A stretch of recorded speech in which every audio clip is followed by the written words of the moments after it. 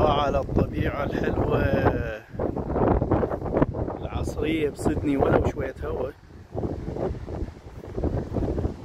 في هذا المكان الجميل من هذه العصرية. واللي مخربها هذا، يعني اللي أكل هنا ايش ذا بالزبل ماله هنا. والله مع الأسف اكو ناس هيك توسخ هاي الطبيعة الحلوة. تحياتي للجميع من ربوع سدني الخضراء.